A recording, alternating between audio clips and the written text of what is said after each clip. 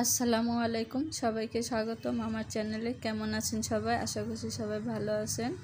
আলহামদুলিল্লাহ, আমরাও বেশ ভালো আছি। আজকে আমি রান্না করতেছি, এখানে মুগের ডাল রান্না করব মাছের মাথা দিয়ে, রুই মাছের মাথা দিয়ে আর কি মুগ ডাল রান্না করব, মুড়ি ঘন্ট রান্না করব। তো রান্নাটা আমি শুরু করে দিছি, এখন থেকে আমার ভিডিওটা শুরু করলাম। তো সাথে থাকুন, দেখতে থাকুন, পুরো ভিডিওটা শেষ পর্যন্ত দেখবেন। তো আমি কিভাবে মুগ ডাল রান্না করি মাছের মাথা দিয়ে। অনেকে অনেকভাবে রান্না করে, কিন্তু আমি এইভাবে রান্না করে থাকি সব সময়। তো এখানে আমি পেঁয়াজ আর কাঁচামরিচ দিয়ে দিলাম। তেলটা গরম হয়ে গেছে, তেলটা গরম হওয়ার পর পেঁয়াজ আর কাঁচামরিচ দিয়ে দিলাম। পেঁয়াজ আর কাঁচামরিচটা হালকা একটু নেড়ে চেড়ে হালকা ভেজে নিব।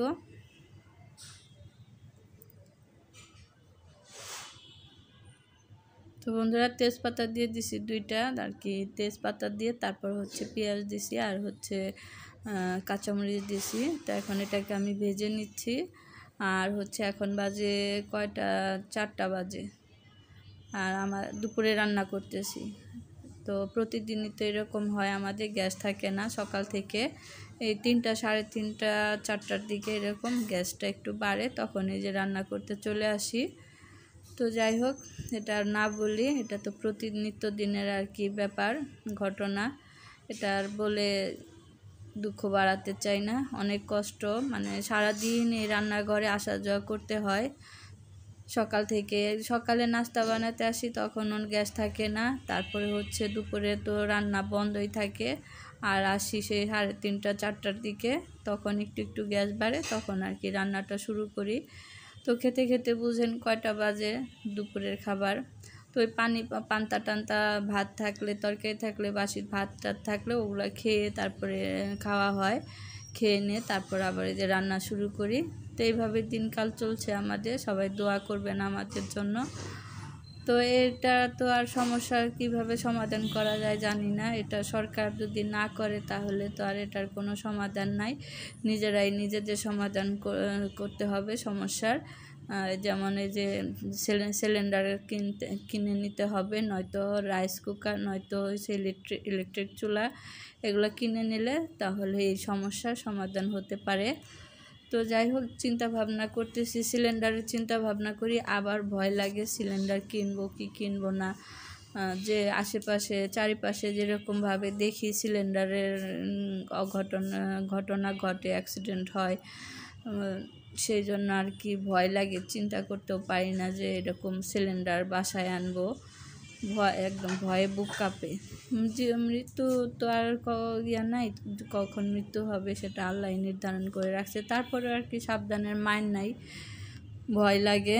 যেহেতু ঘরে ছোট ছোট বাচ্চা কাচ্চা আছে, তো চিন্তা করতে পারি না যে একটা সিলিন্ডার আনবো ভয়ের কারণে। তার ওদিকে ইলেকট্রিক চুলা, তারপরে কি ওটা বলে, রাইস কুকার, এগুলো কি না যায়। তো যাই হোক, দেখি কি করি, কোনটা করি, কোনো সিদ্ধান্ত নিতে পারতেছি না। এইভাবে কষ্ট করে আর কি চলতে হচ্ছে। এভাবে কতদিন চলা যায় বলেন?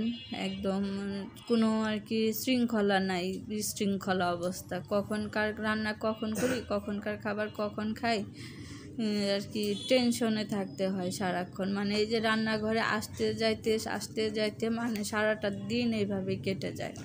ঠিক মতো আর কি স্থিরভাবে যে একটু বসবো সেটা নাই।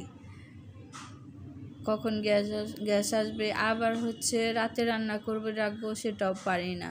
এইভাবেই আর কি দিনকাল চলতেছে। যাই হোক, সবাই দোয়া করবেন। আর এদিকে আমি মশলাটা কষিয়ে মাছের মাথা দিয়ে দিছি। মাছের মাথাটা মশলার সাথে ভালোভাবে একটু কষিয়ে নিছি। কষানোর পর মুগ ডাল দিয়ে দিছি। মুগ ডালটা ভালোভাবে কিছুক্ষণ কষিয়ে নিছি। কষানোর পর পানি দিয়ে দিলাম। পানিটা বেশি করে দিলাম, কারণ মুগ ডালটা তো ফুটবে, তো সেই জন্য পানিটা বেশি করে দিলাম। আর আজকে যে আমাদের চালের বস্তা আনছে, সেই চালের বস্তা থেকে চালগুলো আমি ড্রামে ঢেলে নিচ্ছি, মানে ড্রামে ভরে নিচ্ছি। তো একটা বাটি নিচ্ছি, বাটি দিয়ে আর কি চালগুলো আমি অল্প অল্প করে ঢেলে নিচ্ছি। এইভাবে ঢেলে নিলে খুব সহজ হয়, কষ্ট কম হয়, কষ্টই হয় না। আবার সোহাগের আব্বু কী করে, বস্তা ধরে ঢেলে দেয়। তো আমার ভয় লাগে মাজাটা যায় যদি চোট লাগে।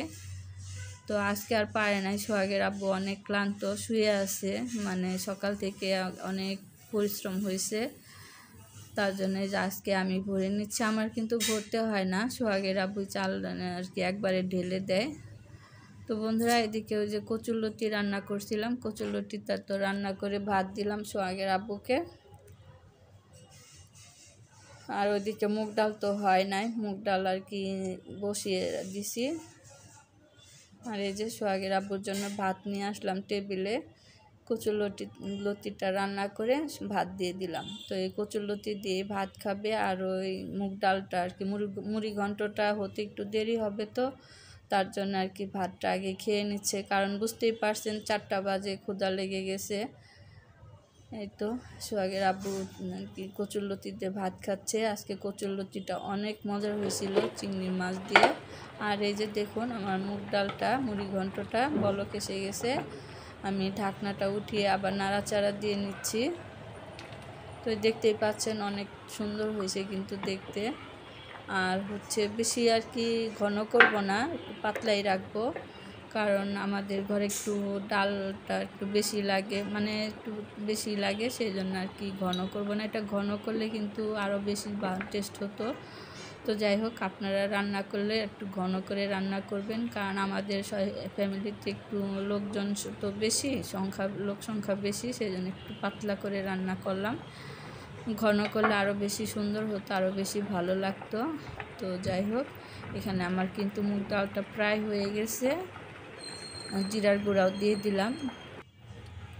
দেখুন নামিয়ে নিছি, কত সুন্দর হয়েছে। এই যে এটা কিন্তু ঠান্ডা হলে আরও ঘন হয়ে যাবে, এতটা পাতলা থাকবে না।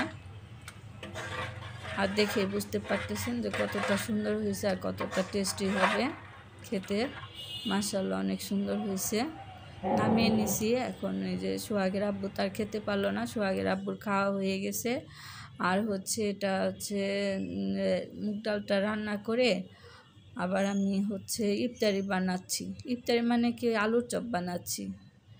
ঈদের রোজার সময় যে বেসন আনছিল, সেই বেসন কিছুটা রয়ে গেছে, তো আজকে আমি রোজা আছি, সেই জন্য আর কি আলুর চপ ভেজে নিচ্ছি।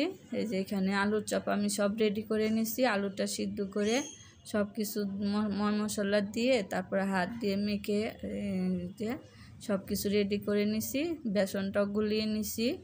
আর এখন আমি ভেজে নিব, একটা একটা করে ভেজে নিব। এই যে বেসনের মধ্যে আলুর চপগুলো দিয়ে দিলাম, দিয়ে এখন ভালোভাবে চুবিয়ে চুবিয়ে তো আমি তেলে দিয়ে দিব। এই যে তেলটা গরম হয়ে গেছে, একটা একটা করে এখন আমি তেলে দিয়ে দিব।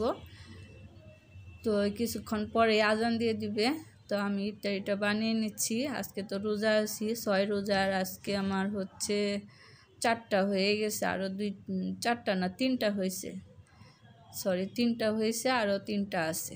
আজকে দিয়ে 3টা হলো, আর 3টা করলেই 6টা পূরণ হবে। তার কয়েকদিন বাকি আছে চাঁদের, তো এই চাঁদে তো শেষ করতে হবে চাঁদ থাকতে থাকতেই। তো আর 3টা যেন আল্লাহ আল্লাহ করে করতে পারি, সবাই দোয়া করবেন। আর এই যেদিকে আমি আলুর চপগুলো দিয়ে দিছিলাম, এখন উল্টিয়ে দিচ্ছি। আলুর চপগুলো কিন্তু অনেক সুন্দর হয়েছে। আর অনেকদিন পরে ভাজতে আসছি, তো কড়াইতে একটু লেগে লেগে যাচ্ছে, তো তারপরেও অনেক সুন্দর হয়েছে। এই যে দেখুন কালারটা অনেক সুন্দর আসছে। তো বন্ধুরা আমার আলুর চপ ভাজা হয়ে গেছে, আমি একদম টেবিলে নিয়ে বসে গেছি, কারণ এখনই আজান দিয়ে দিবে। এই যে শরবত বানানো হয়ে গেছে, ট্যাঙের শরবত, আর হচ্ছে এদিকে আলুর চপ, এইটা দিয়ে আমি ইফতার করব আজকে। তো এখন আমি ইফতার করে নিচ্ছি, আজান দিয়ে দিছি, আর সাথে আমার নাতনিও আছে। তো আমরা দুজনে মিলে ইফতার করতেছি। সোহাগের আব্বু বাসায় নাই, সোহাগের আব্বু বাহিরে গেছে। তো গরম একদম আলুর চপগুলো, শরবত খাওয়া হয়ে গেছে, পানি খাওয়া হয়ে গেছে, এখন হচ্ছে আলুর চপ খাচ্ছি। গরম, মুখে দেওয়া যাচ্ছে না। তো আমার নাতনিও শরবত খাইছে, ও আমার সাথে ইফতার করতেছে। তো আলুর চপগুলো কিন্তু অনেক সুন্দর হয়েছে বন্ধুরা, খেতেও অনেক মজার হয়েছে। দেখে হয়তো বুঝতে পারতেছেন অনেক সুন্দর হয়েছে। তো গরম খেতে পারতেছি না, এই যে দেখুন অনেক কি ঠান্ডা হলে, একটু ঠান্ডা হলে ভালো হবে খেতে। অনেক মুচমুচে হয়েছে আলুর চপগুলা। তো আজকের মতো ভিডিওটা এই পর্যন্তই শেষ করব এখানেই। দেখা হবে আগামীকাল নতুন আরেকটি ভিডিওতে। সে পর্যন্ত সবাই ভালো থাকবেন, সুস্থ থাকবেন। আল্লাহ হাফেজ।